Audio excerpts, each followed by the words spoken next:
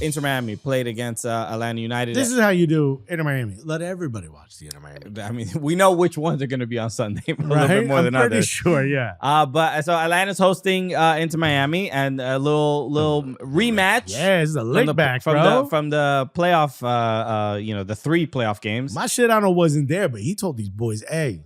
Oh wait, the 2 playoff games. They didn't play 3, right? Atlanta. There was 3. Yeah, they went to the 3rd. Yeah. Mascherano wasn't the coach back then, but he said, "Hey, we need to get these boys back for what they did to us." Bro. So he heard.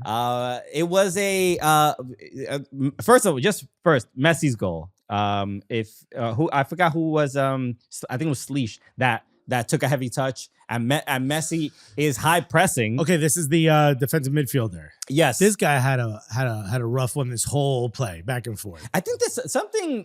I don't know if it's just these Atlanta, Inter Miami, or just like does. I think the teams that fare well against Miami are the ones that just maintain their composure. Yes, I know Busquets is here. I know Messi's here, but just being like, you got caught Messi watching. I think we've heard of ball watching. You think he got called Messi? There was watching? a little. I think there was just the nerves. I don't think that heavy touch happens if they're not playing against Inter Miami. That's my opinion. He also kind of just stands there for a lot of the back and forth. He sort of like looks around and like, oh no, I need to get back in position. There's like just some indecision, right? Yeah. But the idea of Messi high pressing and chasing a ball down like N'Golo Kante. I heard the announcer say Messi's tracking back, and I said, "Is he leaving the game?" Because we're not. He usually stands offside. You must be confusing him. I'm like, wow. So all Latinos look the same to you, bro? You must be confusing him for Yannick Bright. Yeah, there's no way. Because I'm like, bro, ain't no chance, bro. He usually just stands offside and waits, even with the national team. Sure, and that's the expectation of everybody else does the work, especially the defensive work. Because he's here for the golden moments when you're in there attacking. Exactly. Because he's the only person that can do what he does. Facts. And the fact that he is, it was a smart play on him because Sleesh taking touches, and I think it might have been Busquets or something. There were 2 players that were blocking the vision of Sleesh. So he's dribbling, and Messi's just sort of hiding behind 2 players, right? And then I don't know where runs, makes the challenge, gets the ball, and then that's where I'm like, how does Messi go from being this, this bulldog of a defensive mid, and then completely switches back onto Lionel Messi that we know. Like a ballerina. Every single touch was flawless. This is when he chips the keeper. Yeah, but Williams, I think, slides. The 1-2 is crazy because it almost looks like he's running in slow motion, and there's just people trying to defend him, kind of crossing. Right. It's wild to see in real time, because if you see the highlight in 120 frames per second, you're like, that's Messi being Messi, right? Mm-hmm. But when you watch him real time, you're like, why can't you stop him, bro? He's right there. Yeah, I sort of felt this throughout the game, but it felt like Atlanta was showing a little too much respect, and not out of they should be throwing 2-foot challenges into Messi, but there was I didn't see it that way. I saw it as there was a tentativeness to get out of position because they were afraid of what would come next. Maybe. That's kind of how I felt it. They were like, we need to stay composed. Not composed is the wrong word because you use that. We need to stay this is it. We need to stay tight. We need to stay. It was we can't mess up. Yeah, it was we need to stay so many feet away from the other defender, or else they're gonna pull us apart. And in that, they still got pulled apart. Yeah. At the very least, I love that this was, especially for this Sunday night soccer thing. I love that it was just an entertaining game. It was it was 1-1 for most of the game. The atmosphere was not in any way, shape, or form pro Miami either. That was kind of fun. No. Yeah, Atlanta showed up. It was genuinely a fun game, and getting to see, especially Emmanuel Latu scored the goal for Atlanta. There was a moment where he could have scored a second goal, and it would have been 2-2, but I can't remember. Is it Sapo? Is that his name? No. Sabo? Dude gets in his gets way. In his and I'm way. like, what are you doing, dog? What about you? Because you said his name wrong, now I forgot his name, but I know who you're talking about. The left winger on the team. I'll look it up. But that moment, when you see that, I think just the type of player he is, it's just such a kind of, I don't know, perfect signing of this is the DP you get. He is physically like more gifted and faster than like pretty much anyone else on the pitch, and influences and impacts the game better than the other players. Like it's just like such a flawless signing. And in that moment when he like bumped into his teammate, it's like, okay, well, he gets paid a lot to do that. Let him do the thing he does. What are you doing? What are you going to do? I remember there was a time where it was like the first time I played football, like American football in high school. I didn't want to do it, but they were like, hey, you're fat. You're going to be good. Right. Here's like 4 positions you could play. And I did not want to do this. The first thing they had me do was defensive linebacker, right? So I'm on the line. All of a sudden, everyone's pushing me. I'm like, why are we pushing each other? We're friends outside of this, right? And I remember someone yelled pass. So I look up and I start running where the pass is going to be. And the coach said, what are you doing? I said, he yelled pass. Yeah. Which is alerting me that a pass is coming. So I should run back. And he's like, and when you get there, what are you going to do? They're faster than you. That's not a space for you. Someone needs to say that to this guy. Like, bro, we pay you to be over here. What you doing over there? Like, that Latte Lab could have had an easy shot. And he's playing exceptionally well. Yeah. He does look great. I mean, that's a signing where I was like a little unsure based on the level he came. I'm like, maybe they should be trying to get. How much did they sign? It was a lot. How much it was. I think he broke their record. I think it was their record signing. I was like, man, we should be signing younger guys from Latin America. You've done this before. It's worked to great effect. One of them just came back. Or you go get someone who's like Javinko, like at a top flight team, but maybe not get minutes. Those are the 2 signings. And they went for someone in the championship at a high level, right? Because Latte Light came from the championship. And bro, I'm like, man, he looks good. He looks fantastic. Yeah. And so and this is something with Atlanta United in general. It's just like they have the resources. They have an owner that wants to spend. Right. Even they've lost their way for a few years. A little bit, yeah. So maybe Ronnie Dyler can get them back on track. But the star of the show, the homie, Fafa Picault. We trying to tell you. Getting the game-winning goal. He's back after getting a hamstring injury, I believe 8 minutes into the home opener, the first game for Inter Miami. Scores his first goal for the team. Did you think it'd be a header? It's that's the way I thought it would go from a boy Fafa. It was. Well, I'm watching it and I'm just like, I mean, like, I know Fafa has ups, and he's a gifted athlete. He's very athletic. Yes. But we're looking at the photo of it. I mean, he is significantly shorter than both of us. Yeah. I mean, he looks like he's standing 5 feet behind me in this picture.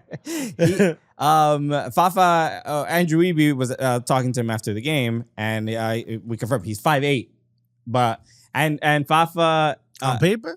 It's like the Muggsy Bogues. Yeah.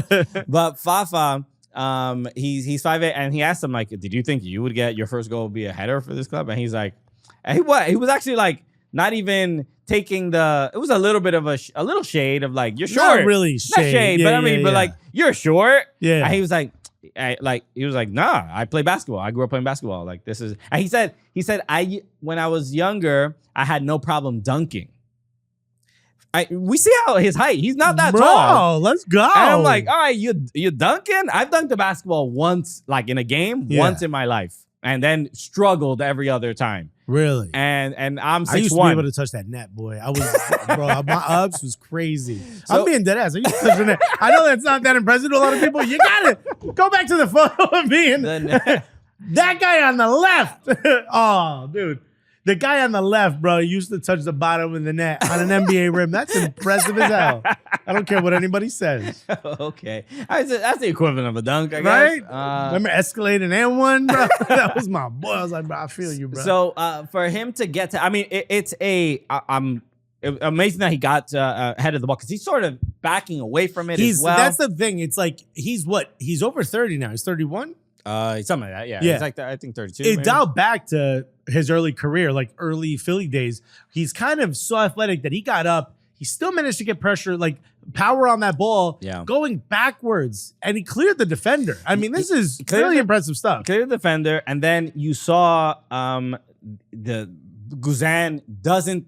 He pulls his hand in. Yeah, he's about to like try to save it, but he sees the center back there, and he's like, oh, he's gonna clear it, and the center back is like, oh no, Guzan got it. My boy Guz got this, bro. But it was, I honestly think if Guzan tried to save it, I think he probably would have missed. It was such perfect placement on the side netting, and it was going so slow. Just it had that like perfect touch to it.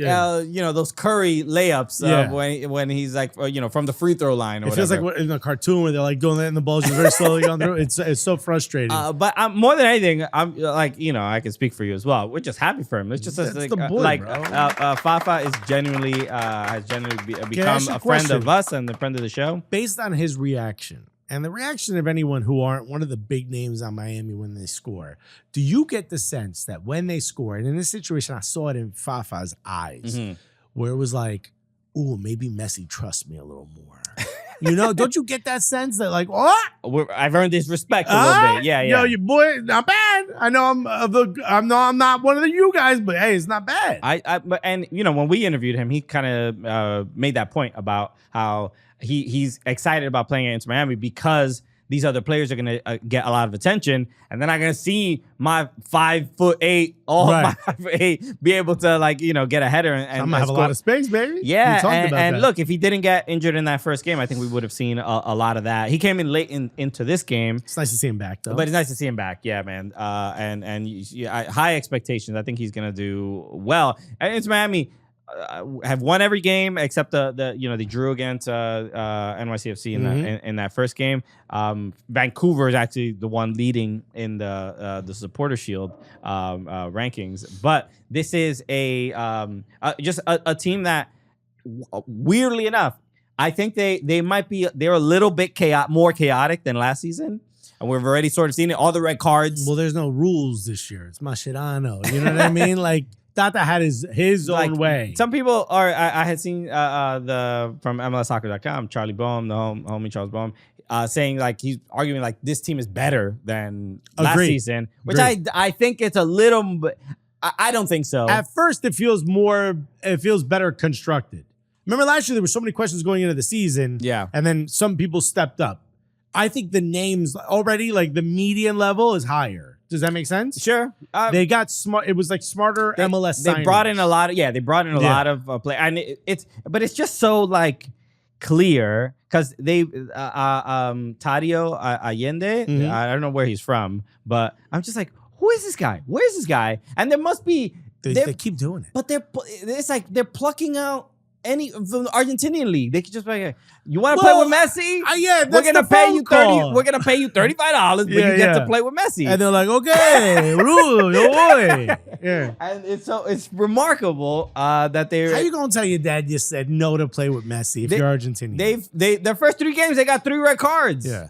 And it's just it's a ridiculous team. Argentinian. I don't remember what you want me to tell you, bro. So no, an exciting game. Let's move on to LA Galaxy against Portland.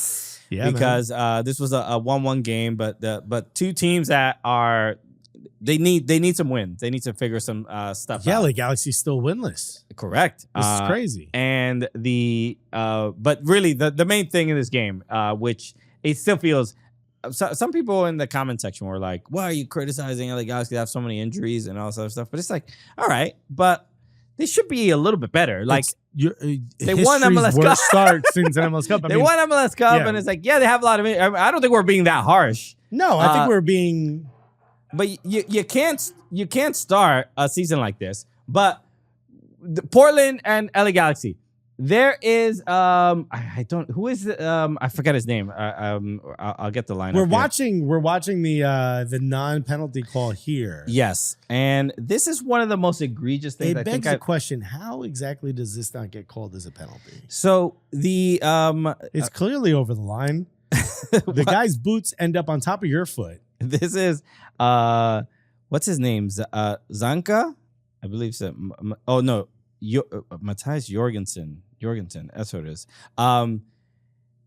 Anyway, I don't know why is his name listed as Zanka on FotMob. Anyway, goes in for a tackle, completely takes out the player inside the box. It is a foul. The ball, he gets no ball. The ball's gone. The ball's gone. The ball rolled past everybody. Game is still going on, happening a couple feet away. But a ridiculous challenge inside the box. Ref says advantage. The bottom My of man. the bottom of his cleats are on the shoelaces of the Portland player. Correct. So that's it. That's all I need to see. That is a penalty. We all know what a penalty looks right? like. I thought I did. The last 2 years. I thought I knew this game. Yeah, bro. Y'all done changed them rules, bro. So according to the referee, and I had seen a couple posts about it, was that so the Portland captain asked the referee, "Hey, why wasn't this called a penalty?" Referee said, "If I played advantage and I let the game go on," and then the shot that came after this is essentially just a errant shot that goes wide. Ref is like, all right, play on, goal kick. Yeah, you gave it a good shot there, boys. Real fun, goal kick. And Phil Neville is just like, what? Yeah. What is going on? No, you got to go back. So, I mean, to me, there's no real question here, and there's no debate on. I understand playing advantage, and usually you would play advantage and then if a goal's not scored, you blow the whistle. Yeah, you go yellow or red and point to the spot. And you point to the spot. So, because that is a card, I could understand it being both a yellow or a red. Probably not a red. Yeah, red feels harsh. Yellow. But that's for the ball. For sure a yellow card. A yellow card. And that's for sure a penalty. And a penalty. And then even maybe you don't want the double jeopardy. So maybe just the penalty without the. You could say to yourself, yeah, I'll just take the pen here. I'll just give him a pen. But I guess my question pose it to everybody. Is this even like a thing? As far as I understand the rules, yes.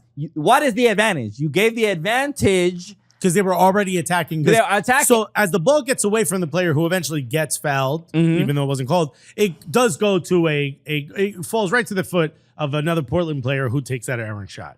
If I'm not mistaken. Right? He passes it again. So I could see it being like, wait a minute, he might score, and then none of this is. And maybe you come back and say, yeah, that was a yellow, by the way.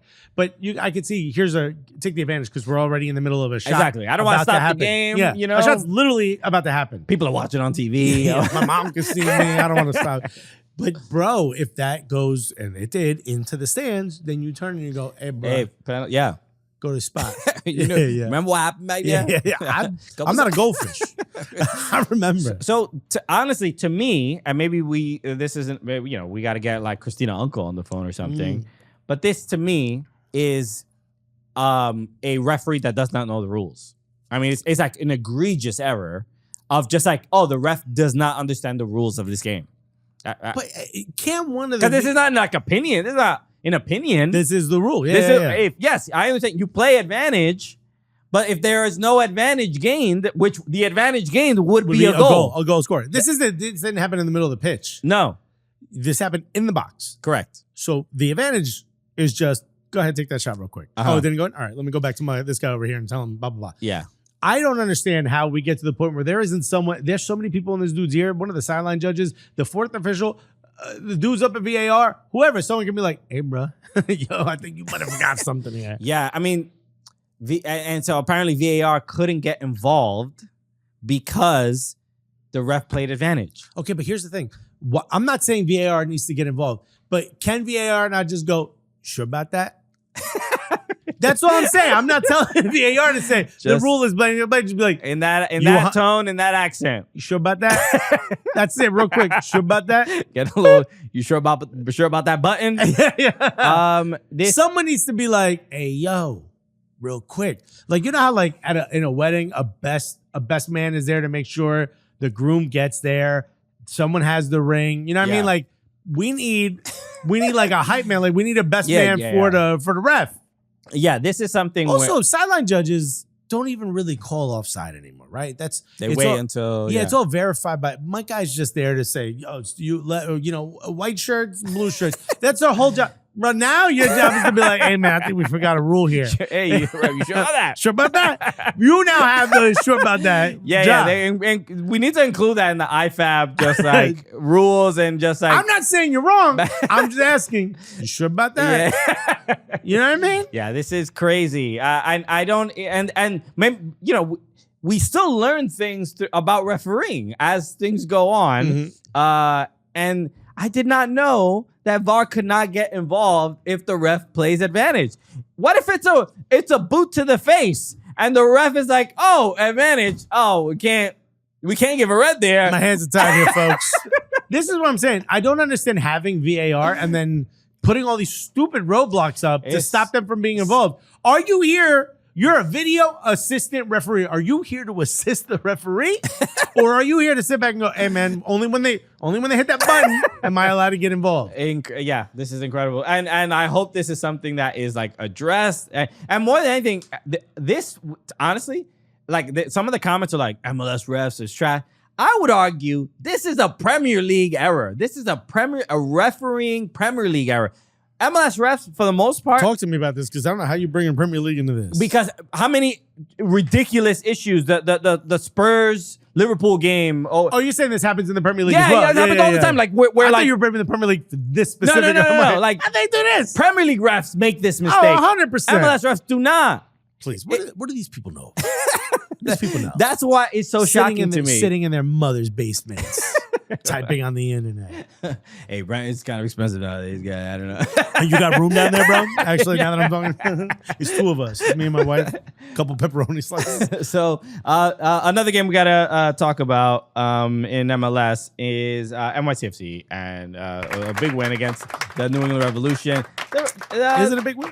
They're having a rough start. The Revolution have not scored a goal this season. They still have, even though the score was 2-1. Yeah, they still have not scored. We scored it for them. We said, here you go, bro. Tiger Martin's got when you lend your boy $5, just wave it around at the club, just so people think you got money, bro. I got you. So the really, but the highlight of the game, some people would say, is the Alonso Martinez bicycle scissor kick, side foot. Scissor kick was beautiful. Beautiful. But I think people are focusing on the wrong part of that goal. I agree. They're focusing on the pageantry of it, the athleticism of it, the expression of, footballing, heights of it.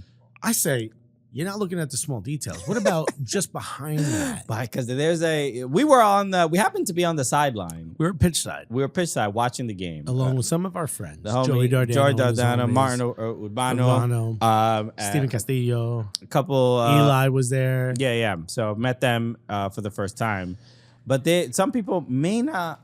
They'll be honestly focusing on the wrong thing. This is my problem with people who watch football. They focus on the players on the pitch. Have you ever looked beyond that? Because if we're looking at the footage of Alonso Martinez and his fantastic goal, but if we zoom in, Carter, can you pull up the photo? Enhance. If you look to the left. If you look to the left and you look between the referees, we're not making the referee. we are under the crotch of the sideline ref. You see two gentlemen, past number 14 over blue puffer. That's your boy. Yeah, and pink sleeves with the blue vest. That's your boy. And it looks like we're about to make out in this photo. It looks like we're about to embrace, and we've stopped paying attention to the game. But it was such a fantastic goal that I'm like, I should kiss Alexis, right? I'm like, I've never said no. But you can kind of see just over the knee the guy celebrating in front of the New York City FC sign. There's a family there. They got prime real estate. They said all the way at the end, they got prime real estate for the goal celebration. And we were just like, hey, we're over here, boys. Remember us? It was, I've been on the pitch side seats a couple. You have not. This is my first experience to watch a goal happen pitch side seats. Okay. Yeah. And it was thrilling. It's an interesting experience because you're so close to the players that and it's much closer than I would argue almost in any other stadium. This arrangement, it's like you're right there. We're like, we could grab the ball that the ball kid is throwing. Literally in front of me. Literally right in front of you. And Joe Dardano is known for doing stupid things. And I thought he was going to grab it. I'm like, please don't get us in trouble. It's going to be a difficult thing to defend his banning of every. I'm going to have to help tackle you if you do that. But when I thought the funniest thing was when Julian Fernandez, Julian Fernandez gets subbed out. He scores with his right foot. He scores with his right This foot. kid doesn't even walk with his right foot. This kid does nothing with his right My foot. man skips. He walks on one leg. He got that one. But he has a lethal left foot. We know that. He's well known for his left foot. Scores with his right foot. I think only because the pass was so perfectly placed on his right foot. Yeah. He couldn't be like, oh, I'd have to take an extra touch to do it. So he scores. So he comes off the pitch. He walks in front of us. Yeah. And I was like, how do I show him I'm proud of him? But also, let's bring up the fact that, hey, you. So I said, con la derecha. Yeah, yeah. And he smiled. He kind of He laughed. did. It was like a little smirk. Like, I'm happy, but like, I hate that you noticed. Yeah. He was like, damn, these guys pay attention. And I said, con la derecha, papa. Yes, con la derecha means with your right. With your right, if yeah. You don't with the right one. Let's go, dude. So no, it was a great experience. Look, Steve Castillo, who's one of the SNL writers, was sitting next to me. He kind of laughed and he was like, what was that about? And I was like, oh, that was me. He never does anything with his right foot. He finally scored with his right foot. He was like, oh. And he was like, oh, my God. How do you know this? Bro, but it was cool. It was a cool moment where he was like, my God. We locked in, bro. Yeah. Okay, let's before we get to our conversation with Dani, a couple NWSL kicked off this Can we talk this weekend. about Barcenas, bro? Melanie Barcenas is we spoke when she signed with San Diego. There were a lot of Karens. What age did she sign? 15. 15, right? I believe. So many Karens were like, let a girl be a girl. Why be a pro? It was maybe nobody's talking to you. I don't know if Brooke is comfortable answering. Maybe giving. Who's Brooke? Brooke Christian. Brooke Miller. She's here. She's a student at Northwestern, right? Northwestern, and and you play on the team as well. Center back. And she is in New York to get a lay of the land of like the media landscape. Right, she's learning what not to do on podcasts, so she came here. So she's learning everything. Right. But so thank you for hanging out with us for a little bit. Hopefully we can teach you anything. I doubt we will. But when the conversations about young female players and becoming pro, it seems to be a contentious issue in the comment section. How do you feel about it?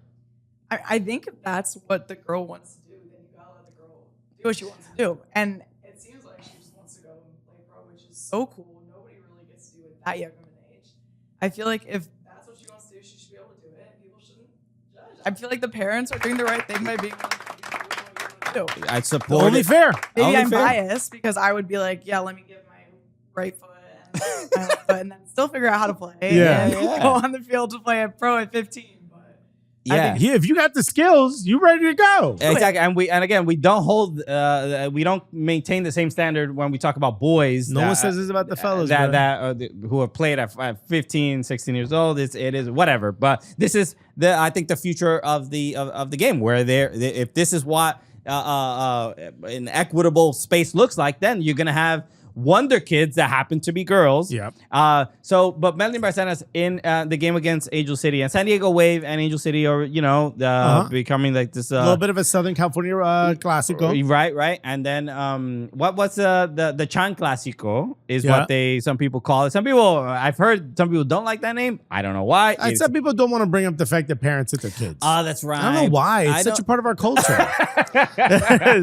My mom will hate you if you suggest that, by the way, with the chocolate. I mean, it's so fitting and perfect. But yes, we see the sandal and it triggers a little bit of trauma. Anyway, so also for San Diego, they probably don't have that. That's like a day. That's how they walk around in the winter. Exactly. Yeah. So anyway, but Melanie Barcenas in this game, and we saw it last season, and as a young, we've seen it in glimpses. And now this is the thing about being a 15-year-old. You don't flex all the time. She's 16 now? She's now 17, I think. Okay. You don't flex too heavy, right? Because you're like, well, I've done some of this stuff in training, but these are pros. Exactly. I feel like... And also, I don't want coach to get mad at me. Yeah, that's gone. She got that out of her system because what we see here is she gets the ball past her and immediately two defenders. She's being doubled. Yeah. A 17-year-old. And there's not an ounce of pressure in her mind.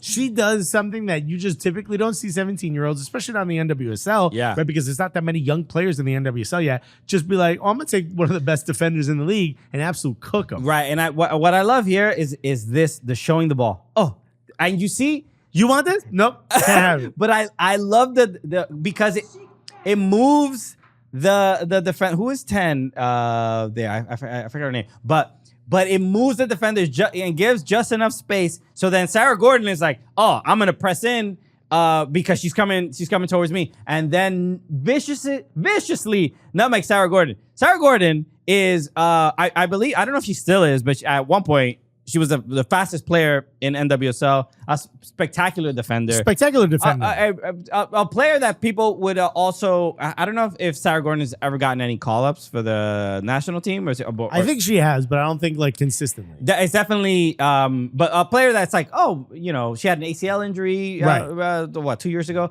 But a player that like, those players like on the bubble, like just never she gets was that also opportunity. Like marquee, like they were like, oh, they're Angel City's taking defense seriously because they're bringing in Sarah Gorden. And this was Melanie Barcenas just to do this to like veteran defenders is pretty remarkable, and it says a lot about the confidence she has at this age. But again, we were seeing it like in little glimpses in like the past 2 seasons.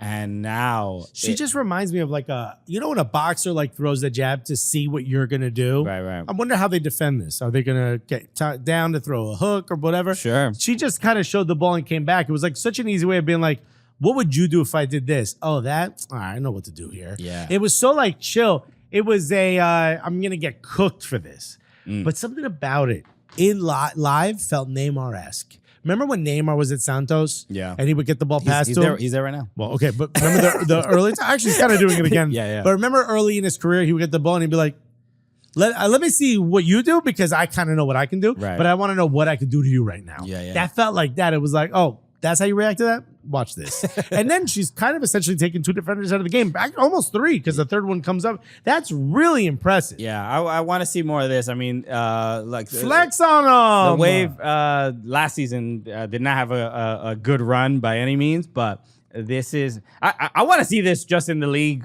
as a whole. Flair, more of this from players. We see it with like we got the Trin spin. But I don't know what Melanie's name like her special move, her super move. Real quick, Brooke, you're a center back, if I'm not mistaken. Somebody does this to you. What you doing? What you doing after? I honestly don't even know how I'd react in front of this many fans. Yeah, you gotta get them back, right? Yeah, you gotta give a little like, all right, that was my bad, and then you gotta swallow like any ounce of embarrassment that you're showing as much as possible, because I would immediately start sweating. Like I see the fans, like I'm you throwing elbows the fans, next time she comes close. No, because I'm not gonna be like, all right, like here I go, like watch this. I'm like, okay, we're gonna forget that happened. Yeah. Oh, so you're not even trying to agitate them? No, I'm saying, okay, she's gonna do that against 2 of us. Yeah. She's like, all right, we need 4 of y'all.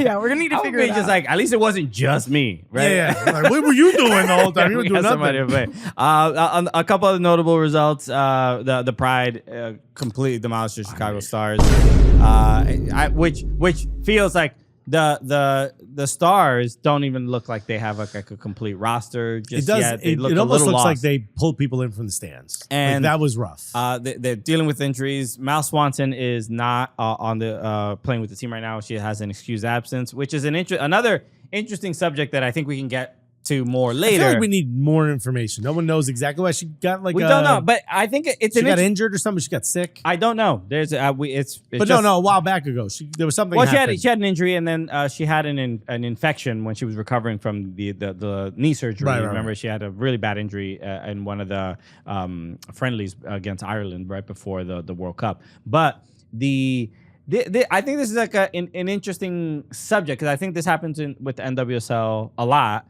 where you look at the availability report and it's like out knee or whatever, and then some of them will just be excuse absence. This happened with Crystal Dunn last season. Doctor's note, like a gym class. And I think there's I don't know exactly how to describe it. There's like a grace given to end up in, and I mainly have seen this in NWSL. Superstars. I don't know if this is in women's sports as a whole. But that's what I'm sort of seeing, where there's like more grace given, where they say like Crystal Dunn, excuse absence. Okay, all right, fine. It seems like a different standard. I don't think. I also think it's like the league needs some of those names maybe more than the names need the league. Is that fair? I would agree with that. I feel like they have the leverage. I just think the reason for them missing games is, and again, I'm not saying that this is like wrong or right or whatever. You want them to share more of what the reasoning is? I just think I'm not used to it. Gotcha. In men's sports, if a player is not available, there's TMZ is outside their home. Like, why aren't they playing? But also, they lie. Of course. Like, you find out later, they're like, oh, he had a knock in training. And he was like, no, my wife was giving birth, and that's why I went. You find that out when they retire. Sure. You know, they'll tell stories like, all right, so the coach said I was this, but because maybe that's what I'm asking for. I want to be lie to me, bro. Lie to me. Yeah. Excuse absence. I don't want to know if you playing me. Keep it on the low. You know, like excuse absence makes me start thinking about what it is, and I don't want you go to the most. I don't want to speculate. Yeah. So it's like, again, Mallory Swanson is excused from the Chicago Star. I don't know why. It could be something very serious. I would say lie, and just be like, oh, she broke her toe. Yeah, or picked up a knock or a knee injury. Re-aggravated an injury. And then boom, nobody's asking any more questions. Yeah. Right? So, but then someone gets a video of her walking normal in the mall or something. Right. So I think it's an interesting topic. And then there were a lot of 1-1 draws, and then the other Kansas City Current beat the Portland Thorns. So we had Lola Bonta and Dana Castellanos on the show on the same week, and they played each other. Right. And Lola Bonta ended up winning that. Sellies. She brought back another Selly. Well, she didn't score, but she was she celebrating with the teammates. But she said she's trying to get her teammates to think about their celebrations a little more. So there was a lot. There were fun ones. Beautiful. Okay. All right. Let's get to our conversation with Dani Pereira, Austin FC midfielder. Great dude. I'm glad he took the time. But yeah, I know you're gonna love him as much as we do. Exactly. So here it is. That conversation with Dani Pereira. Christian, the stars just keep rolling in. For real, bro. This is, I believe this is our first Austin FC player. This is probably long overdue. It took too long. They've been in the league, 5 years now? It's crazy. Something like that. No, not 5. Was it 5? Yeah. Oh, I think 5. Yeah. Because or at least 4. I was at the inaugural game. You were at the launch at the obviously in Austin, and I didn't get to see a goal. That was my experience. Because you were eating tacos? No, tacos? It was a 0-0 game, the inaugural game. But there's obviously a lot of players that have a few players that have gone from like NYCFC. Alex Ring had played, right. So we have an affinity for Austin, and I felt incredibly welcome when I was there. So I want to just show that same exact welcome to our next guest, the defensive midfielder for Austin FC, and one of my, as far as MLS players TikTok accounts, one of my favorites. Everybody, give it up for Dani Pereira. Dani, what's up, man? What's up, man? Thank you guys for having me.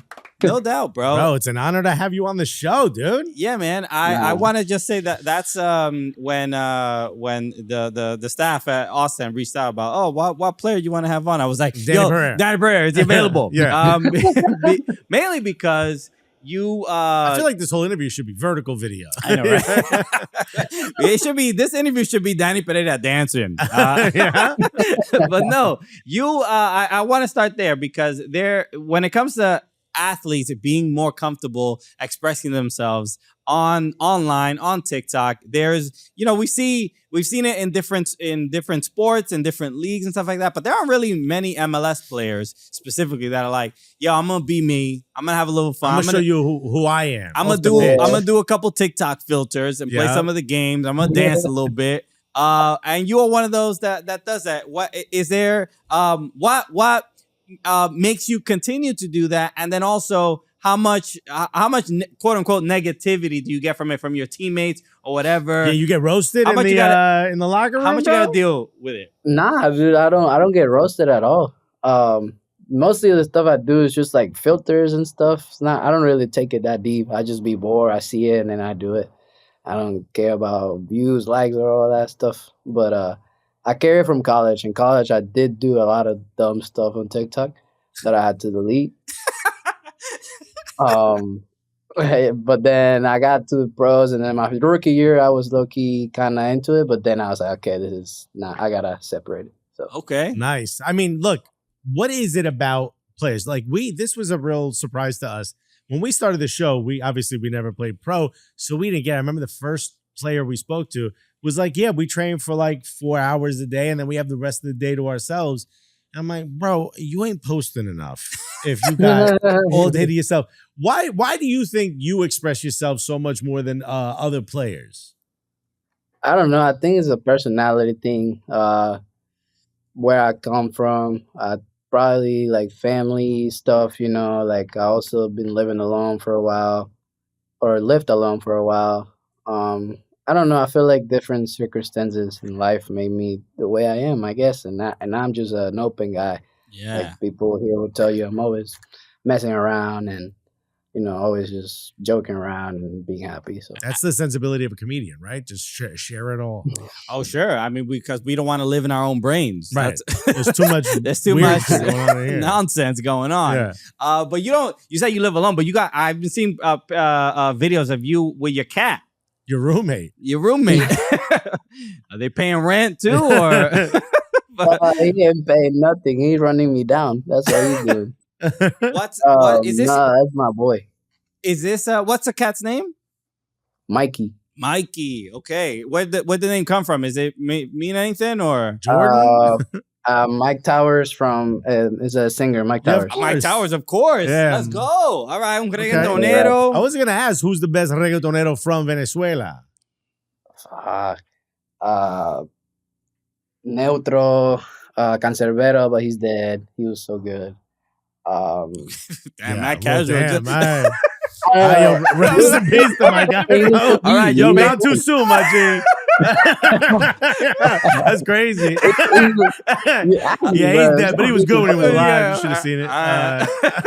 Okay. That's amazing. What did you? There's a couple of live ones. So All right, good. Are there? Did you have pets growing up, or is this your first pet? Nah, I had a turtle. Yeah. I had 2 hamsters that ate each other. I swear to God, How you do that? I'm not even kidding. I had a parrot. And then that's it. I think I had a dog for a week. See, okay, What? but this is Usually when you ask people, did you have pets growing up? You don't get such a long list. especially for a Latino family. Like, what the dog, I understand, because the dog is just like the dog walked up to your house and now it's your dog for a week, and then you just let him back out. So I get that, because in Dominican Republic, that's how it is. Nobody goes. There up. are neighborhood dogs. Exactly. Yeah. And then they might just, they're your roommate for a month, and then they go out and live their life. Yeah. But was this all in Venezuela? Did you have a parrot and all this other stuff? Or was that here? Yeah, I had a turtle, a parrot, and the hamsters in Venezuela, and the fish, but that don't count. That's incredible. Man, fish. Because I asked my mom and my dad for just to get a dog or something. They're like, not even. Yeah. Well, it wasn't even like No a second chance. conversation. There was just no chance that we were gonna get a pet. Yeah, my mother was like, "What are you? You run a zoo? A dog?" Ace Ventura, pet detective. What you obviously you made the switch when you moved here. You started playing soccer in, I believe, high school, right? In high school in Venezuela, in Virginia. How different of a shift was that? Nah, it was too different. At the point that I didn't want to be there anymore. Like the first 2 months, it was just like, Mom, Dad, I want to go back. Like I can't do this. I didn't speak English. Like it was just different. I thought you were gonna say yo, my teammates is trash. I Yo, can't be here, bro. I'll pass these dudes. They pick it up, they shoot it into a basket. I was like, "What are y'all doing, bro?" I mean, it wasn't the best either, but that wasn't the main thing. So yeah, it's tough. Yeah, the food is very different too. Oh, I'm sure at home you were eating fine. Virginia. Yeah, at home, always my parents were cooking, so it was chill.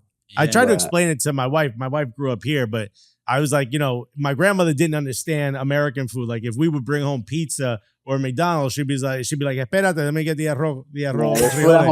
It'd be a Big Mac, fries, rice and beans. My grandmother was like, "That's a meal. You gotta have rice and beans." Are you gonna have your chicken nuggets? Yeah, you can't nuts with no rice and beans. You crazy? These kids in America are nuts. I mean, so the only person putting plátanos in a Big Mac was this guy. No, but there clearly is. It was the culture shock. Was the bigger challenge, just adjusting and obviously not knowing the language. Was it that? And what was the real difference in like the actual play that you noticed? Because obviously us growing up here, and we talk about American soccer all the time, and even some people think like college soccer shouldn't exist, right? That it should be like they do in every other country. But what was your impression, and then going through it? I mean, growing up in a youth system in Venezuela to college here, what were the positives that came out of that path of going to college and then obviously becoming a pro in Major League Soccer? Nah, I mean, obviously Venezuela and the U.S. is different, very different. But I think one good thing about me and my personality and like one of my strengths is that I can adapt to whatever it's on my way, and I think that's what I did. I adapted to the life in Virginia, having to do new friends, new everything, and then as I was going in high school, I learned that college was the best path for me, and at that time, and it was at the time I could do school and soccer at the same time, and that's why opened up the doors for me to become what I am today. So it was a win-win regardless. So Right. that's how I Nice. look at it. Yeah. And when you get picked by Austin, I mean, that must have been a huge moment, you know? How'd the family react to you going pro? Because I know. And I just want to add to that, and please answer this, because I had watched the video on your TikTok of the announcement of when you got picked first, and there's a child in the video crying beyond Crying. and not crying happy, crying No. like, why is everybody screaming? Yeah. Why are we having a good time here? Just a terrified child. Who is that kid? My little cousin. It's my little cousin. Okay. Yeah, It was He gets a slightly smaller gift. Everybody's so happy, and this one kid is just like, stop screaming! Well, Everybody. that's why I brought it up. Like, I know how my mom reacted when I got into college. Never mind. You know, I remember how my mom reacted when the judge was like, "No, you good." Like, you going pro must have been such a huge moment. Talk about that, for how that felt for the family. Yeah, no, amazing. I felt like just everything paid off. When they announced my name, all the sacrifices from my parents, from me. That we at that moment we knew we've done something good, and there was many things, good things coming along. So just very excited, very happy, very proud of everyone. How did you have to explain to some of the family of like, yeah, I'm a pro, But I can't buy everybody a house. yeah, you know, gotta like take it easy. I play in Major League Soccer. Yeah. I'm a rookie. It's not exactly Esto what no you. lotería. No, I mean it's different. Sometimes I feel like my family look at me differently, or like they like praise me more than they should, just because I'm a pro athlete. And like I play for the national team and stuff. But at the end of the day, I'm the same dumb kid that makes TikToks. Yeah. A lot of cousins coming out of the closet all of a sudden. I ain't seen you on that family tree at all, my guy. But nah, I mean, such a achievement. Just very proud. A bunch of my family, my little cousins look up to me. Bunch of my families, like friends, kids, look up to me. So it's just very nice. No, it's That's great to awesome. see. I love the humility as well. I mean, we recently just spoke to Dana Castellanos of the women's national team as well, and she kind of spoke about the same thing of just what it means to see, especially when kids see Inspiring the next generation. other Venezuelan kids see those Venezuelan pros and stuff like that. That is an interesting part of just like that inspiration. She was talking about it as well, but the fact that like I see the way you speak, and there is like I mentioned earlier, like there's a humility to you, and I had seen an interview that you did with We Are Austin TV, so shout out to those guys as well. And I watched the whole thing. It's like an hour, and it's like, Danny's like one of the chillest dudes I have ever seen, and the one thing that stood out to me was you had mentioned about training, and you said that you don't enjoy training by yourself. Like you want to be a part of a squad. You want to be training with other people. Why is that? What is it about? Is it like certain like exercises, like weightlifting that you don't like doing, or is it just boring? or you don't want like kicking a ball off a wall, or what specifically It's about literally that? a mix of both. Like me being by myself, like I can't even think of me going to the gym and just doing my own lift. Like that sounds crazy to me. And then like with the ball stuff, like I feel like it has to come from like a standard point. Like if you do it with a couple people, you see where the standard is. So you gotta try to raise it up a little bit, you know. It's kind of gives you like where to start when you train, you know. Okay. That's how I look at it. Like I hate the off season. Like I love the off season, but I hate it when it comes to like training and stuff. Because I just can't wait to be back for the season. Train with everyone with an actual like routine and plan and stuff. So Yeah. Yeah, we talk to footballers all the time, and sometimes they'll have like an off-season like meal plan that they have to like the nutritionist keeps them on. I'm like, Brian, nobody watching. You know what I mean? Nope. Just do a couple crunches the week before. Like you in good shape already. Nah, yeah. He's like, no, we sticking to it. Talk to me about this season. Obviously, look, you know, it's a little bit of a rough start. You start with a win, but you have 2 losses. Obviously, new coach. What are the vibes like down in the locker room? What are the vibes like amongst you guys and the other players? No, vibes are still high, man. I think we're all coming into this game, into the season. We were all very excited about everything, like new coaching staff, new. Obviously, Roto got to do a bunch of signings, new players. Just new ideas all around, so that's why we were all excited. We still are, even though we lost the last 2 games. I think we've played extremely good. We just haven't rewarded ourselves with goals, and I think that's the only thing we're missing. Obviously, but you know the season's long. You win 2-3 games in this league, and it bumps you up in the standings. So yeah, we're ready for what's coming. We're excited. Can you talk? So my experience from going to the first game was, and I got to hang out with the supporters at like, I forgot the place, but it was like a brewery, and they all like.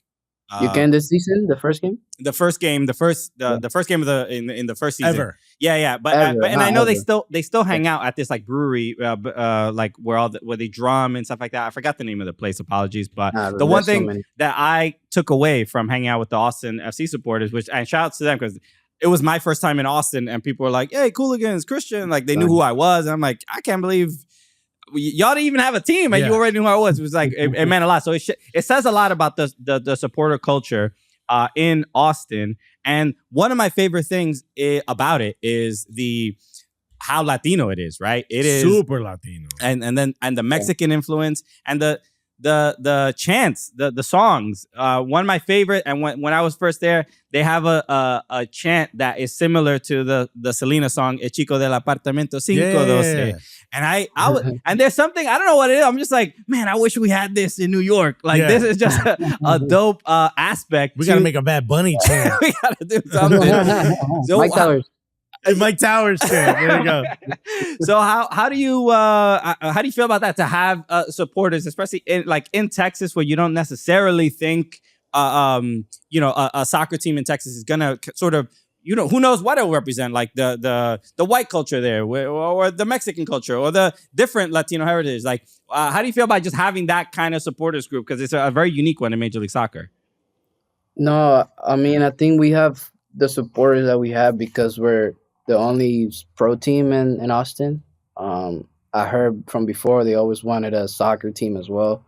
Obviously, we have San Antonio, which is basketball, like the Spurs, but that's not in Austin, So I think us being the only pro team in the city, I think that's why we get so much support. Even from people that don't even know what's going on at the game, they just go because it's a great vibe, a great atmosphere, and for the people that do know what's going on, they're just so invested, so like railed in with everything, and we appreciate them. We try to show them love doing events and, showing up after the game, saying hi. We try to win for them, and they're just as big as us. So they're a big part of this. So no, that's awesome. And, I know he's technically not a supporter. He's an owner, but he hangs out with the supporters a lot. Have you gotten a chance to meet Matthew McConaughey? What's that like? Yeah, no, he's a character, man. He's funny. I haven't really gotten to have a full on conversation with him because when he comes, he has to like do all this video stuff, do like talk to everyone. So, but he's great, you know. Obviously, he's a great person, like actor. But you know, he's chill, great supporter.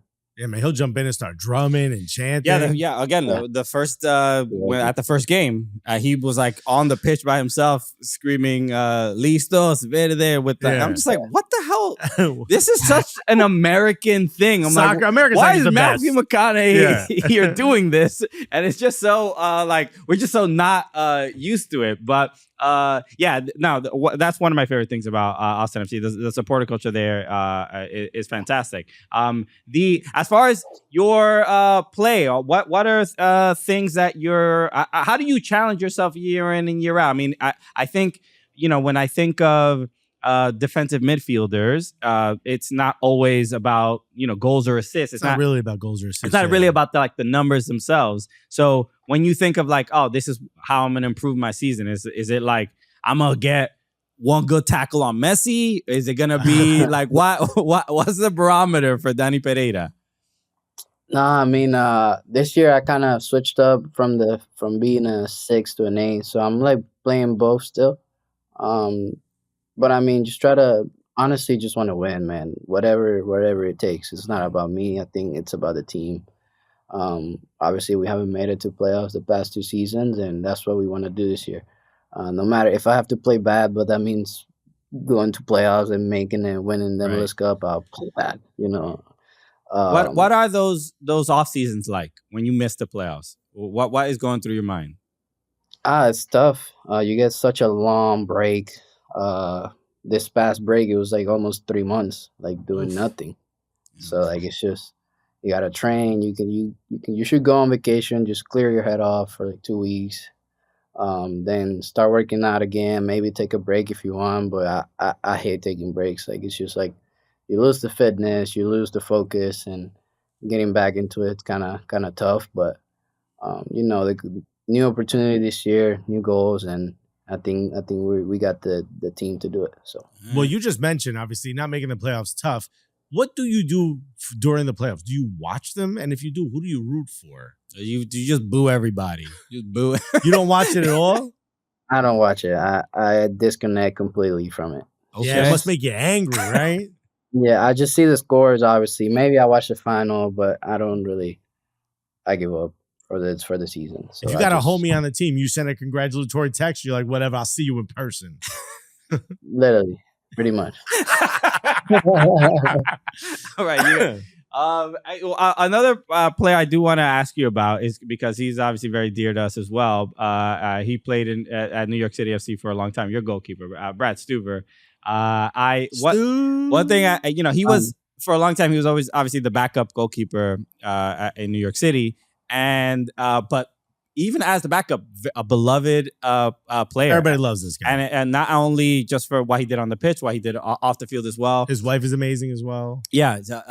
And I had seen I don't know, was it 2 years ago? There was like the Austin, like a charity award, like the player that did the most for charity. And you won it over Brad Stuver one year. And Stuver is like competing for the MLS, like charity guy of the year. And so you have made a little joke about like I won it over Brad, but can you talk about those contributions to the Austin community, and even that can get a little bit competitive of who is the most charitable at Austin? Nah, I mean that year I did do a bunch of so many like little events, just going with for ATX Foundation. Yeah. Just going to high schools and playing soccer with kids, giving them a talk. Going to schools, not even to do anything about soccer, just talk about school. Just a bunch of events, go to our partnerships and sign for people that come, and I saw like it wasn't one of my goals. I just won it because I did it so much. Yeah. But I also heard Brad has done he's won it like the years the past years, and I don't know, it was something cool to win. And obviously, it says a lot about the players in Austin that try to give out to the community as well. So. Yeah. You know what's interesting is that you got to do more. Yeah, it just feels like Danny hates being alone so much that he rather just be a good person. Yeah. You know what I mean? He'd rather just do so much charity because he hates being alone. Instead of texting like the homies, like, what you doing? He's texting schools like, y'all need anything right now? Yeah. Like, I'll come and play footy with I the will kids. inspire the youth. Yeah, and you need any inspiration right now? I've already seen every episode of Love is Blind. Last thing I also saw you had mentioned you're a big gamer. You was it Warzone that you play? I'm the best player in MLS at Warzone. I'm gonna say that you right see, Ooh. my man, my man got I the don't confidence. care. All right, so I'm not, and I saw you also meant you don't play like FIFA or EAFC. That's not your game at all. Is it? What is it? I mean, I feel like every pro athlete, a soccer player, they play EAFC. So you might be one of the few that don't, Yeah, right? dude, you're not in Warzone. You're in that game. I don't know if you noticed. If I was in a game, I'd be playing that game. Dude, I know. I can play 2 games and then I'll get bored. All right. All right, makes sense. I don't know. I barely watch soccer. Like, I imagine playing on a video game. I can't. I get it. This is like like Ben White. Ben White from Arsenal says it's kind of the same thing. Like he doesn't really watch. He can't watch games too much of it. Yeah. So what is it? Warzone is the game? Yeah. Is it First person shooter? Yeah, but is it a PC or is it a console? Yeah, I was game? gonna ask you. You do a console or you do PC? PS5. All I right. was on PC, but I went back to PS5. All right. So Austin is on the road. Is one person designated as the PS5 guy and then everyone hang out in their room and do competitions? Or are you by yourself playing this game being like, yo, y'all too weak for me? In the headset, fighting, arguing with 12-year-olds. I run it by myself. That's how good I am. And I don't even care about what anyone has to say. I would take anyone on this game, I swear to God. Yeah, I'm gonna start learning to play. See if I can take out Dani Pereira. I haven't really played like a first person shooter in a long We have time. a PS5 right here. We do. Maybe we gotta download it. I've been trying to get the MLS to do a Warzone tournament for teams and like. Yeah, because they do that. There's a new wrinkle for EMLS. They do EMLS. Yeah, that might be kind of fun. All right. Well, look, Danny, we'll work on something, bro. Also, we're gonna email some video game creators. Let's get you into the game. Get a Dani Pereira skin. I play every day, dude. Like I'm telling you, I'm cracked. That's crazy. Remarkable. Yeah. Any other? You Fortnite? Do all the other ones or no? Just Warzone. Just Warzone. Yeah, I don't switch it up. All right, check bro. that out. I do want to ask you. You have a new player on the team, Brendan Vasquez. That's a big man. You know what I mean? That's a big dude. But you obviously in training, you may have to help defend him every once in a while. You're in midfield. This guy's running past you.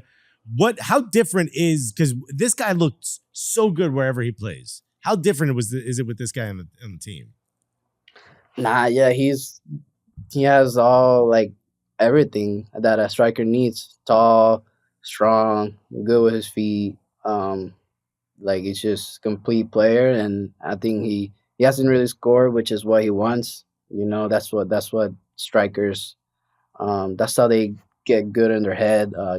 Scoring, and I'm sure when he gets it, he'll just take off, just how he has done it before, Cincinnati, Monterrey. So he'll be good. Okay. Even if it's time with the national team, one of my favorite things about him is you just never know when he's going to shoot. Sure.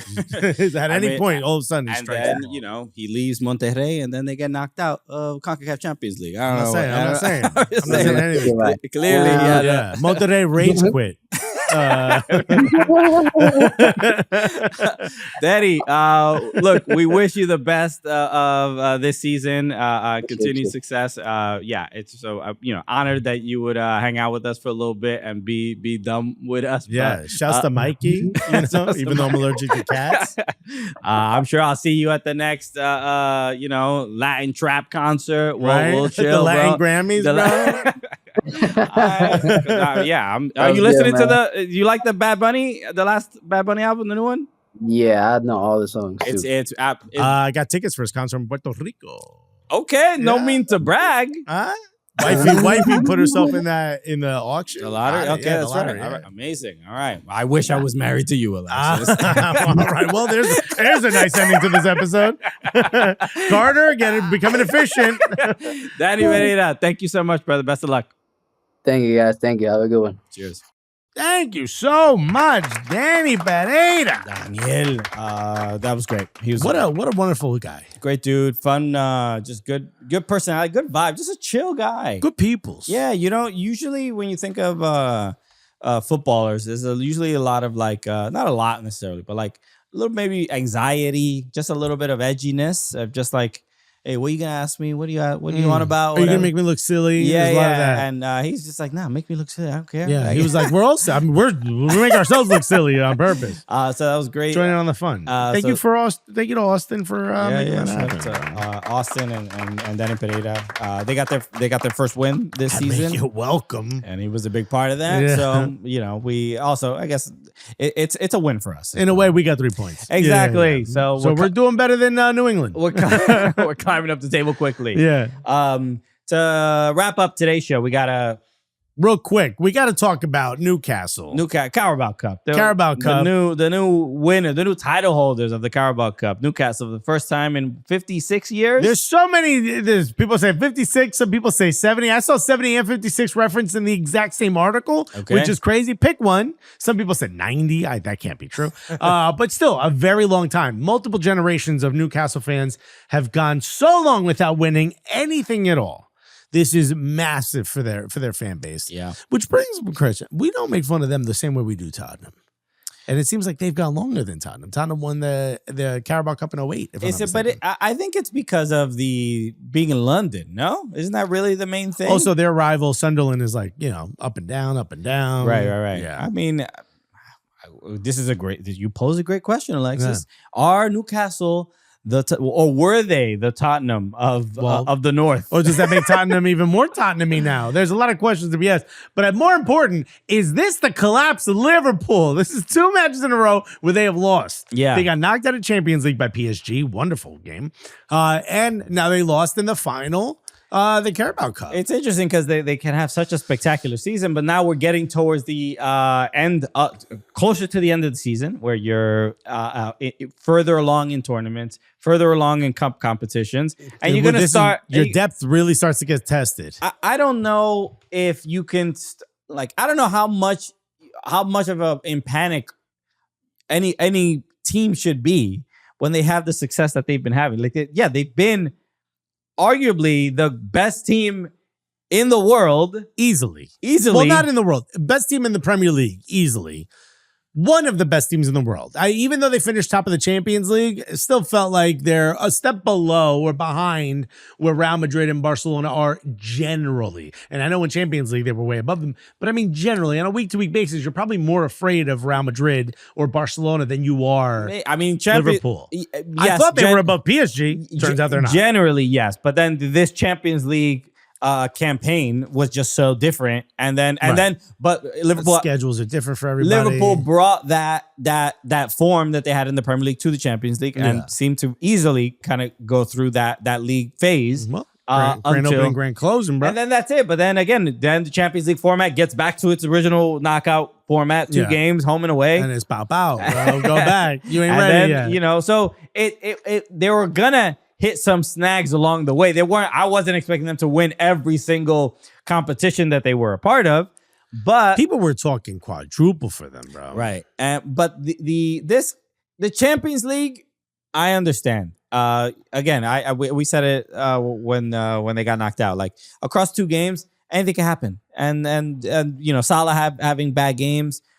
It is what it is, and they're probably still going to win the league, and so on and so forth. But they'll probably adjust along the way. But now this Carabao Cup match, it's interesting because I didn't see, I forget who posted it, but they made a list of every final that Mohamed Salah has played in and his stats, and he's like, I think he has something like 2 goals across 10 finals that he's played in his career for Liverpool and for Egypt. Not a big game player, bro. Is that what you're saying? But then again, the now all of a sudden, this is the narrative. Hey, Salah, big game player. Can he? This happened to Henry towards the end of his career. To Messi as well. Yeah. In World Cups. But towards the end of his career, people started sort of bringing this up about Thierry Henry. Wait a minute. He never performed big in any final, blah, blah, blah. I mean, he was the catalyst to get you there. Yeah. Mohamed Salah is the catalyst to get you there, right? He's exceptional on the way there. And then when you get there, maybe it's just defenders kind of clamp up on him a little bit. That's Maybe. all. The strategy is a little bit more focused. Yeah. But credit to Newcastle. They handled everything well. They we're going to talk about Alexander Isak, but also Dan Burn weirdly becomes like the hero of this game, or maybe not weirdly, local boy. No, but it's not the guy you would pick out of a hat. Hasn't scored a goal, I believe, in like a year. Yeah, well, you picked the right time to do it, bro. Great goal, and interestingly, and I saw Kieran Trippier talk about this after the game, where he said that the strategy for set pieces was basically to get him the rock, right? Get the big man, but he didn't.